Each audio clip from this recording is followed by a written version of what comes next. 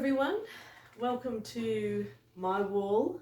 Thought I'd have a change from the landing, and I'm not out on the landing in front of the zebra, but in front of my kimono on the wall, which I have as a piece of wall art, which makes me smile. I love all the colours in it. Anyway, welcome to Living Waters today. I am going to be speaking on love is the foundation. So when I asked God what I should say, he said, just tell them your story. So it's a long story, and there's sort of ebbs and flows.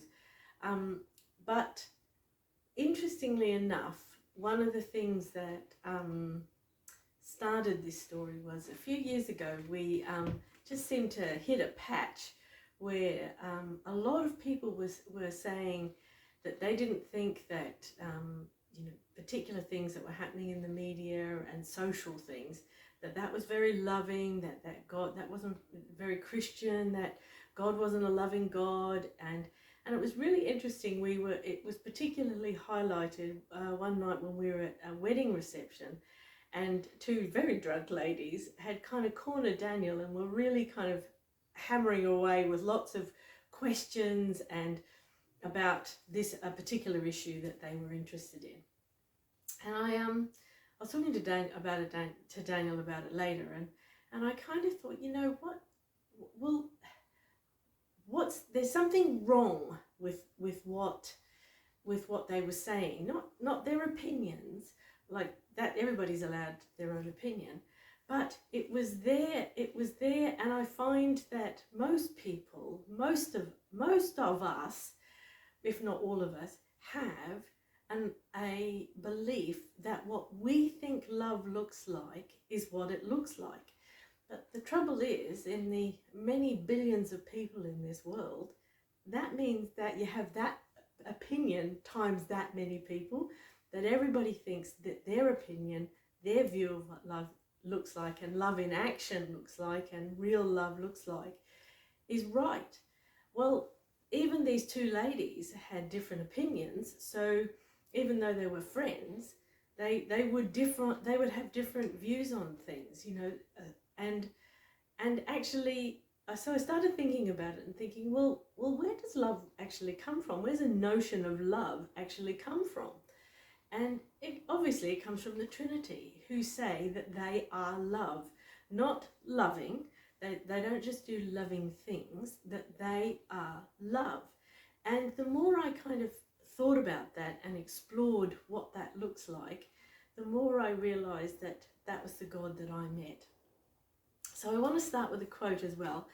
Mother Teresa says, "Let us always meet each other with a smile, for the smile is the beginning of love." So let us always meet each other with a smile, for the smile is the beginning of love. And that's what God did with me. He met me with a smile about 40 years ago, and he told me he loved me. And from that day on, that's what he's kept saying to me, that he loved me. He didn't, even there are times when he said, well, you didn't quite get that right, and you didn't, that when you decided to do that wasn't very healthy, and that hurt that person, and have you thought about that? But he's never stopped smiling at me, and he's never stopped loving me. And it's quite an interesting journey starting off from that point. So I didn't grow up in a home where love was expressed physically or verbally or even emotionally, actually. So love was very much a mystery to me. And so when God met me and spoke to me and said that he loved me and that he had a future for me, I was really interested, because I didn't believe or have experience of either of those things, that I had been loved or known I was loved, and then also that I had a future. So if I look back over my 40 years, I can see that he was incredibly patient with me and incredibly kind to me, because I made a lot of mistakes. I only knew one way of loving people, and that was to just be extremely harsh. very, very black and white, and very critical, and very harsh, and even the kindest words came out quite quite quite rough, and I knew that I was hurting people, and I didn't want to hurt people, but I didn't know how to stop it, and actually God did. So he started off with me loving myself. And I remember, because I didn't love myself at all, I hated myself. I had thought of numerous ways of taking myself off out of this world, because it seemed a happier thought than actually living the way I was. And he, when he started, and he said to me one day that I was to look in the mirror, because I had, every bit of me wasn't very, very good, wasn't acceptable, wasn't of any worth at all. So, and physically, and so, and he actually started restoring me bit by bit. And I remember looking up one day, and I had washed my face, and I was looking up, and the light caught the mirror, and my eyes were looking at it. So I'd had people say I had possum eyes, I had this, I had that, and actually staring back were these most amazing coloured eyes. And I was like, wow, my eyes are beautiful. And I remember calling to some people, come and see my beautiful eyes. And I mean, they must have just thought I was mad, but actually they understood the journey that I was on. And he, bit by bit, restored that area, and the whole kind of loving myself.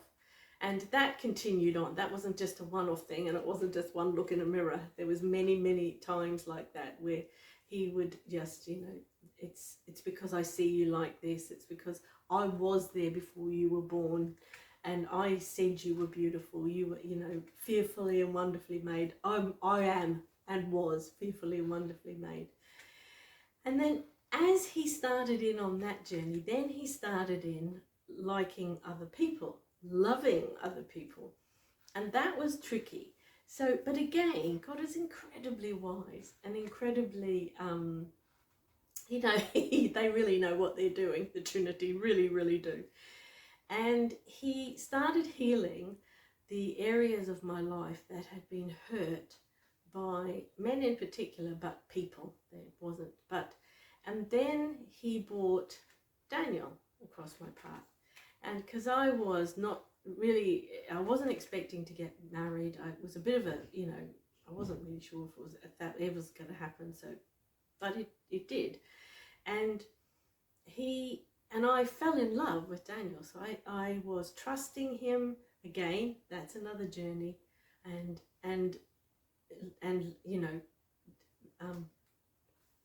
learning how to love Daniel. And then I noticed that people I was living with beforehand, when I was living in New Zealand, that actually had started to embrace them in love as well. And then came children.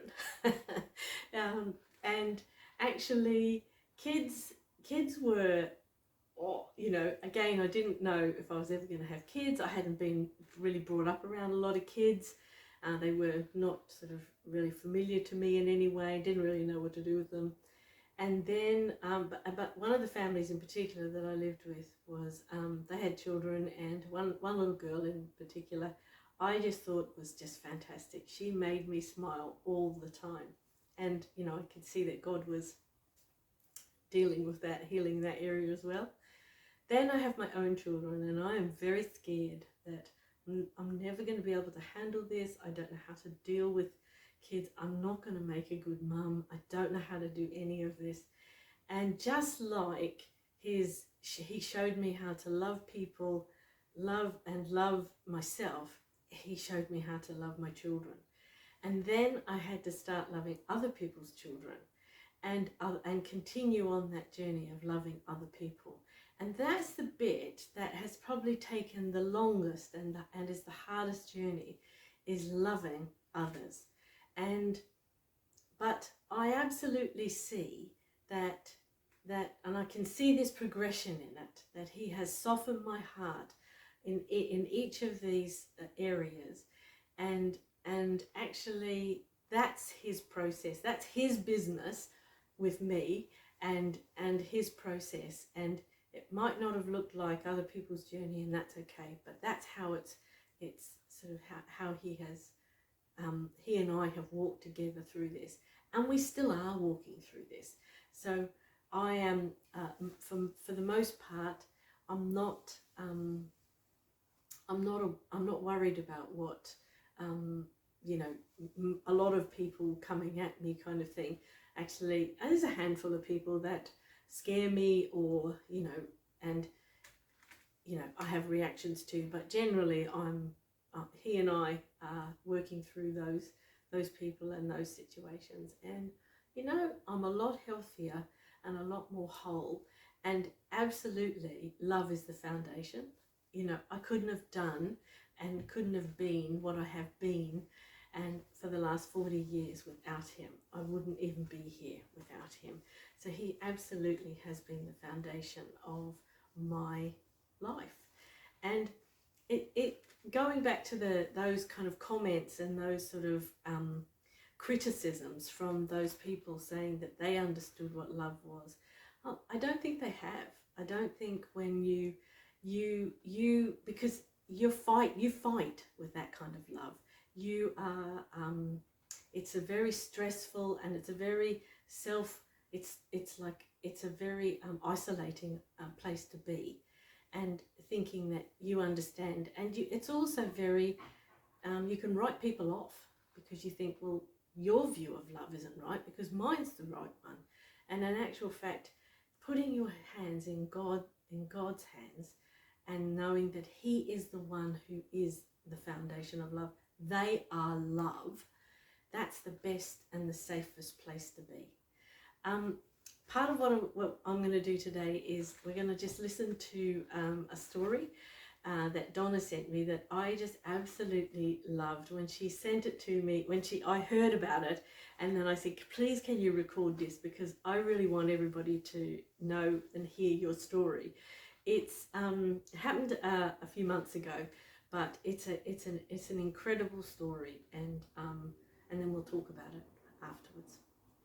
Hello, I just wanted to share with you a little bit about a lovely story that happened for me recently, that I'm in complete awe of, basically. I would never have dreamt that it would work the way it did. When I was around 7 years of age, I had a favourite book, a children's book obviously at this stage. Often thought about this little book over the years, and then when I had grandchildren, when we started to have grandchildren, I thought, oh, I really wish I could get my hands on this little book that I once had as a child, just to read to them. And I began a search online for this book, to no avail. I couldn't find the book anywhere. And then I came across various different copies, but I wanted the particular book that I'd had as a child with the same cover and everything else. So kept looking. 8 years have passed by, still looking. And then at Christmas time, I wanted to get a particular cookbook that I'd once had when we were like first married. Went onto a site, got it, and then an advertisement came up on that site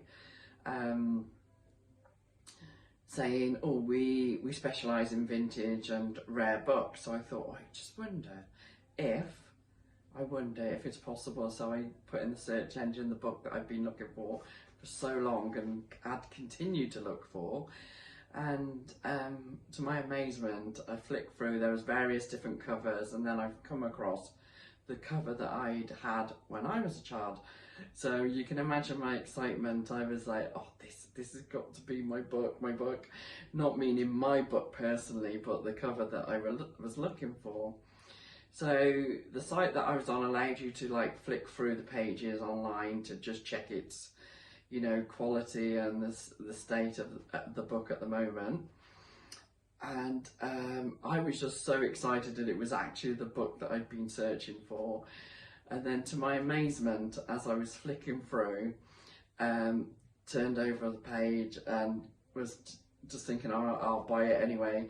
Turned over the next page, and there it was, my book that I'd once had all those years ago, with my name in my handwriting.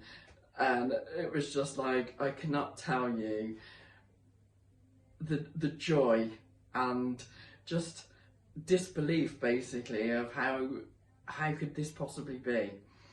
Anyway, fast forward, I contacted the people selling the book, told them the story of the book and what, you know, I just blown away that this was my actual childhood book.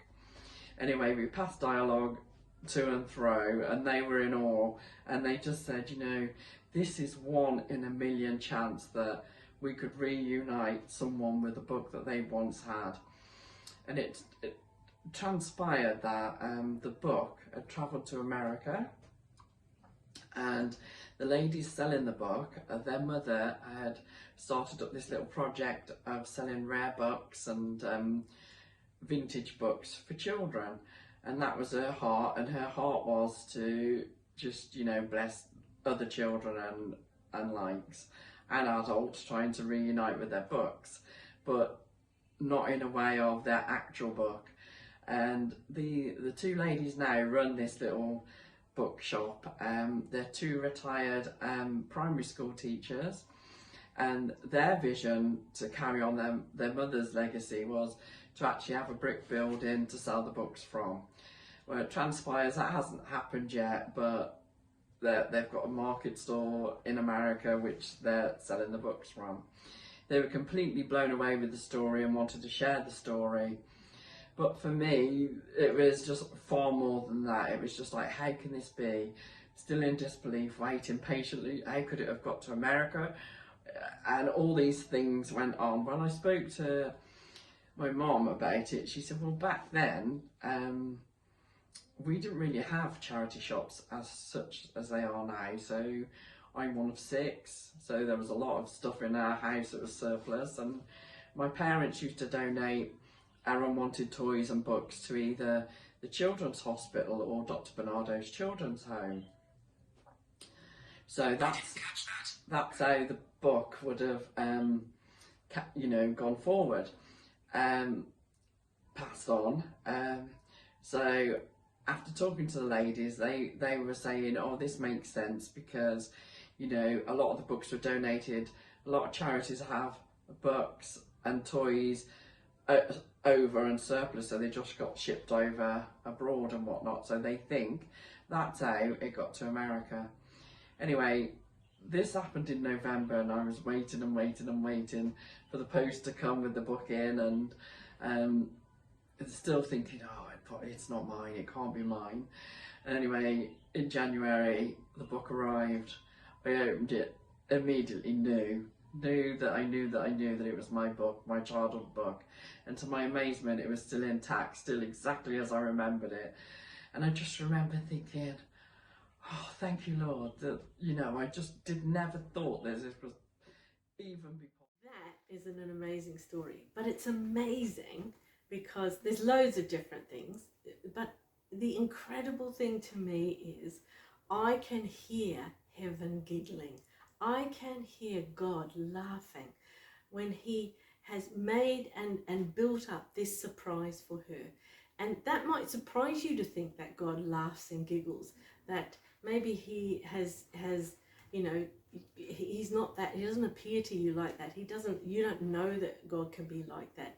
But I love the fact that he put this in Donna's heart, this book, and that she wanted to give it to her grandchildren, and then he helped her find it.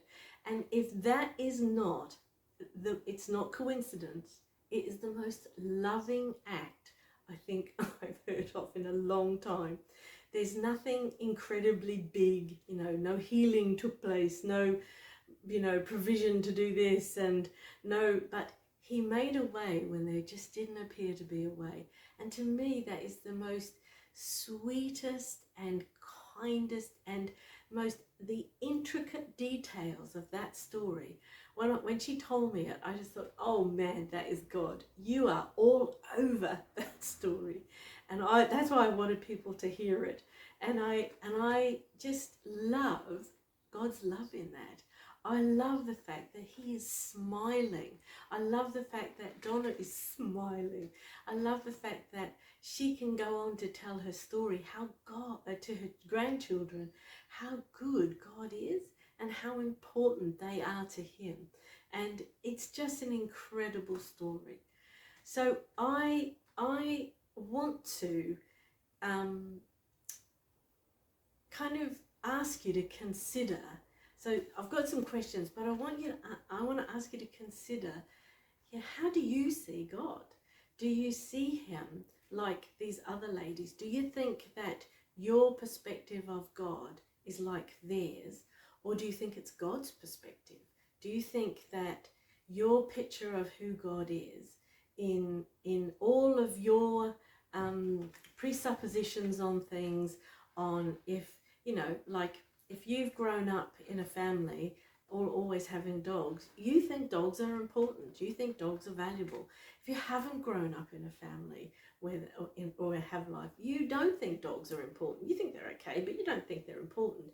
And that's a very small example, but that's what our lives are like. I think these things are important. Of course, that's true love. That's what real love looks like. But so is the love that you have, is it God's understanding of love? Or is it like these ladies? Is it well-meaning? And yeah, there is love there. I'm not going to say there isn't love, but it's skewed. It's skewed because of all the damage in their life. It's skewed because of the alcohol they were drinking. It's skewed because of what they think is important, and it might not be the same as what God necessarily thinks is important. But God is love, and he is our foundation in that. And so go back and have a think about it. Talk about, is my foundation of love God's, or is it weighted with my life's experiences or my family's opinions? Or you might not have any experience of love. You might not even have any thoughts on it. Then have a think about what you think love looks like, and what does God's love look like. I want to ask you to consider also how when God is talking to you, when you hear him, how do you hear him? Do you always hear him telling you off? When you hear his voice, or you have an impression on something or a thought, is it always negative? Is it with a negative tone, or is it with a positive tone? Is it with a smile? Is God smiling at you from yesterday to today and forever? Is that the God you know? That isn't ignoring the fact that, I get things wrong all the time, but he's never stopped smiling at me. He's never stopped saying, come on, we're going to do this together. And you are so precious to me. I delight in you. You are the apple of my eye. Those are the overwhelming feelings that I have from him. And that's the place that I want to live. But I know there have been times and seasons when I have felt like I need to be told off. I need, because that's the expectation, that God is a God of correction. But I don't think he is. I think he talks to us. He does want us to have healthy lives, but I don't think he's into telling us off and rebuking us and that kind of terminology. So what do you hear when you hear God talking to you? What does it sound like to you? Does it actually fill your heart with, even if he is saying, well, you got that wrong, you shouldn't maybe have said it like that, even in those conversations. And on Donna's story, just a question of, does God, that story of God's absolute involvement and the intimacy and the intricacy of his involvement in that story. Is that it? Does you know God like that? Or is it really, does it always have to be really big things? Like he answered this prayer for healing, or he provided all this money to do this, or he gave me a new car, or the really big things? Or is it that he actually found a book that I had as a child and that I wanted to give to my grandchildren? Are there those funny, they seem minuscule requests, but to me are magnificently large, because they absolutely, it's like he takes his coat off and goes, see, this is my heart. And that's the God that I want to know. So do you see him like that? Is he involved in all those small, tiny little big things? Or is it just that you have very kind of, you know, it's got to be the big stuff that he answers? So those are my questions, and I really hope that you have a great week, and that actually from listening today you have been able to hear my heart and a little bit of my journey, but also that God is there. He is absolutely there. He is wanting to be intimate with you. He is wanting a relationship with you. He is wanting to be your friend, and most of all, he wants to know that you are loved. That is not something you can escape. Truth is, you are loved.